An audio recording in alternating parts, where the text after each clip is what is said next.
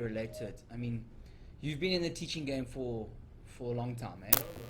I mean, you were there. You were probably involved in it when social media wasn't an entity, and it became something. Yeah. While you became, an experienced teacher. I mean, how's that changed the group of students, of boys, particular, as people? I mean, the access to anything now is instant. I mean, put in a hashtag or Google something, or it's not like when we were in school. And I mean, Carl and I also, we were around when you guys were around, where you had to go through the high school varsity job. Yeah. It seems like there's a cultural shift, and it's not only towards the path that you should follow. It's how you educate yourself. There's podcasts now that self-education. Yeah. There's like a Joe Rogan guys. I mean, to me, it educates me. It broadens my mind, completely. I'm not into psychedelics because I haven't ever really done that type of stuff.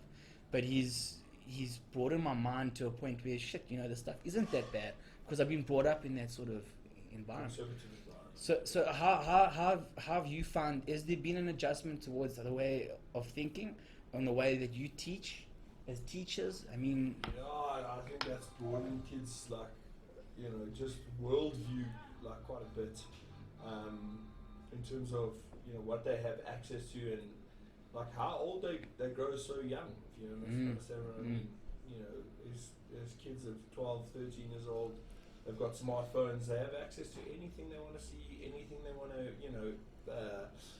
learn about, read about, see, watch, 150 different types of movies and different things. I think it's a scary place, but yeah, I don't think the access to that kind of information has ever been more readily available to young people these days. And again, they can use that to their advantage, especially if they have got some semblance of an education. it's a scary place. It is a scary place Because very at one scary end of the spectrum, you can educate yourself in a way that you don't know is right or wrong, Yeah. and in another way you can't not do it. You know what I'm trying to say is It's in your face. Yeah. it's in your Yeah. face. It's You can't get away from it, and if you try and deny it, you're being silly. Like Sure. the way the world's going, it's like information is flowing at you 24/7 from every 100%, avenue. and it's like this. And like you're saying, there's a big difference between information and wisdom, Yes, yeah. and to know what's actually the right thing versus just something that's being said by an idea that's out there. Yeah. What I enjoy about is it really motivates me in terms of like the potential of the human experience, and that we expect us only to be able to achieve certain things at a certain age. So hey, let's get married at 25. Let's have a job and be successful at 45. Yeah. Sure. Where we are potentially able to be uber successful, uber incredible at 18 years old, at 16 years old. Yeah. Guys got ideas that are turning them into multi-billionaires. You got Zuckerberg, the youngest billionaire ever. There's another girl, I can't remember her name offhand, but she's also sub 30 or just hit 30 or so, the youngest female billionaire out there. And this kind of information is heightening human potential. Yeah. It does come with its dangers, though. Everything comes with its pros and its cons, and it's like, where's the filter? And Sure. and Where's the control as well? yeah, like Yeah. are As you, a- as are, a- are as you a receiving the parent. right As a kind of thing parent- for you? As a parent and as an educator, the most important thing is that you give them the digital citizenship. Mm. That's important. That's what I feel is most important, because they've got to have access. They're going to have access. You can't stop It's them that- from hashtagging, Yeah. vagina or whatever, and Can't and stop they've a got 40-year-old from hashtagging vagina. Yeah. It's the same but thing. but they're 13-year-old kids Yeah. who've got internet access, Yeah. where there's now platforms available where it's not only about how many SMSs I'm sending during geography class. It's about Yeah. this like a clip I saw that's trending. But I had a session with my grade 8s also on ideas around the self-concept, self-image, Sure. and all of those things. And I was like, we have all of these different influences on ourselves, and how does this affect young people? And social media is a massive thing in that. the rate of teenage depression is increasing as we progress, and it's through this the social media bombardment that these kids can't like identify them for themselves. They can't identify elements about themselves that they This is a false sense of reality. It's crazy. Mm. And they're bombarded with ideas and self-image ideas again that this is what you should be like, or this is what you Cultural differences. Yeah, Because 100%. you're getting exposed to the American way of living in the States. Again, where, it's in your face. And you think that's pretty cool, but it's Yeah. not the way that we Yeah, live. and it messes totally up with the development of self. Mm. The thing that we experience through school.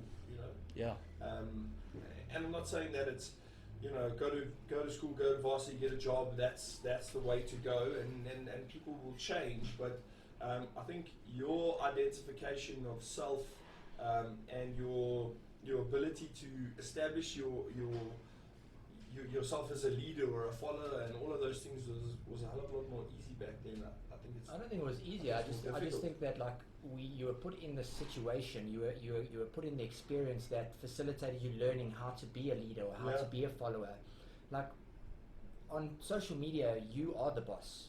Mm. You choose right there and then, and it doesn't require any effort from you. It's the push of a button. So I like this. But it requires effort for you to step up onto the school field and make friends with somebody. Mm. And actually, like, how many of us even sit down and even ask our friends, do you like me? Yeah. None of us, bro.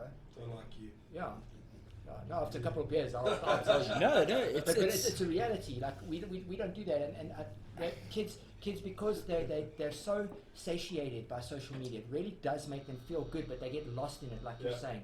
They lose themselves. It's so difficult to like get a positive self-concept, and that like ebb and flow of self-esteem is, again, you're like drowning in that thing. Yeah. And it's funny because there was an interview, I can't remember the guy's name who was saying it, and he says, and you said it earlier, the amount of suicidal or depression has risen.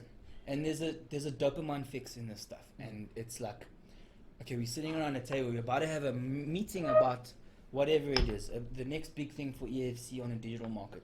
But I don't know you, and I don't know you, but so I'm going to go onto Facebook until the meeting starts. And then I'm going to put my phone down. I'm not going to put it in my pocket. I'm going to put my phone down so that I can see if anyone's messaging me, if I'm getting any likes, any Instagram likes. And when you go home and you're not confronting the problems at your household, you rather go to bed or go to your room and Instagram for 3 hours. And when you go to bed, you on Facebook for 1.5 hours. There's this stuff is what we're starting to find as a comfort zone fixer, or something that we're killing time with, because we haven't got that social experience. And it's scary because we I think all of us are in a case where we're in the middle of it, sort of. They call us millennials because we were born in the 80s or whatever, 2000s. But in a way that we almost segregated, or I feel that we segregated from it in a way that I wasn't born with it, and it almost grew up. I grew into it.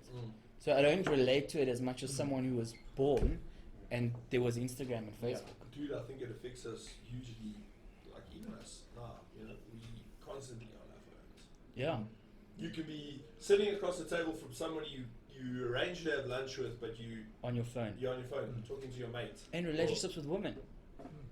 I mean, when you having arguments, you go onto your phone. Yeah. Because you'd rather escape from the you confrontation. You actually want to talk about it, deal with this shit. It's easier to It's just a do that. quick escape. But and when you go back to that dopamine, I've been reading The Power of Habits. I'm trying to like figure out like habits. biggest thing. Yeah, and they were talking about like the habit loop, and I don't know it word for word because my memory is terrible. Been punched in the head a lot by this guy. And with the you get like that dopamine spike. So when you go onto Facebook and someone likes your picture, you feel good. Good. Yeah. And you get that dopamine spike. So then it starts that habit loop. So you get the spike, and then it gets satiated. You need it to be satiated. Or like a Tinder match. Yeah, so you have to do stuff, to get that stimulation, to get that dopamine spike, to feel good. But it lessens with like repetitiveness. Like a tolerance. Yeah, you get this tolerance to like you actually need more of what's happening to get the same dopamine spike. Yeah. So like a drug addiction, you start out only taking one ecstasy tablet or half, and that thing sends you on a roller coaster for 2 days, and then your body gets used to it, and then you're taking one and you're dropping 2 and 3, and that's the route you're taking because of that tolerance, and you're building that habitual loop. I'm trying to feel good. And that's it with social media, is we require more and more and more. So it starts out with 10 minutes in the morning, then it's 20 minutes, then I'm taking my phone to the loo, and then I'm sitting there for 20 minutes, and then I'm ignoring my chick at dinner because we're actually having a difficult time or we're not communicating and I need to feel good right now. So let me go onto Facebook, I'll read something, look at that cat, it's so funny and cute, and that's all we're doing. We're just escaping into an alternative reality to feel good. Instead of facing reality to It feel just good. feeds into that, like, that idea that you're actually quite Relevant. selfish and vain, and Exactly. and you don't give a shit about anybody else. And I think there's like this underlying awareness that what you're engaging with isn't real. So you become less real. You lose yourself in this thing because you know. So eventually, what it's you're posting fake, isn't real, and what yeah. you're saying in your status isn't real. And obviously, there's different ways of using social media, but there's a lack of, and especially in South Africa, I think there's a lack of education towards it. And I'm just wondering if there's been a syllabus change. No, it's definitely in there, man. It is. Yeah, yeah. It is. definitely Is in it there. really? Yeah. I mean, I look at my sister. I mean, she's 22 this year, and she was doing a BSc. She was head girl of St. Andrews, doing a BSc. She hated BSc, and then she went into fine arts, and her like mind and her spectrum of things of just being creative and all of that stuff, completely different to my experience at varsity. You know, we were just, I need a BCom because BCom's gonna give me a job. Yeah. You know, or BSc, fuck. That's the boy. That's the oak who's had straight A's. Yeah. You know, you just get that stereotypical thing that I think's diminishing now, but it's just amazing how it's still part of. But I of think, life. like you say, we're going through this transition period where there's this new way that's coming into being, and this old way that was into being, and we kind of like in the middle ground. You know, you look at like there's a lot of stuff out there about like how things are changing in the world, and things are changing in the world. And we are fortunate enough to be in this like position where we're like in that transition. We have one foot in the old world and one foot in the new world, and we just trying to figure it out. Like with my wife, like around technology, it blows my mind, bro. Like she was born in 1990, so she's a bit younger than me. Cradle snatcher. Wow. Justice. And Even a day. And, Hashtag cradle snatcher. I'm 8 years older than you. Denzil is a fuck little bit. gosh. So yeah, like with her, she'll download an app and like play with an app on her phone, like a new photo app or a new whatever she's interested in, download it and play with it and see if it works for her. And if it doesn't work for her, she'll just delete it. I'll be in the app store and I'm like reading the reviews, bro, because like if I'm downloading this thing, I know I have to commit to learning how this thing works. Yeah. It's a complete different mindset, you know, like she's on social media and like it's Instagram and Facebook pages and it's this and that, and she's just bouncing between all of them all the time and creating themes and processes, and like I like finding out business ideas like through these online platforms, and I'm just like I'm not even there. And like, to be there is so difficult for me. It requires so much learning. But for the other stuff, or like a structured corporate mindsets, it's easy for me because I'm like, well, that's where I came from.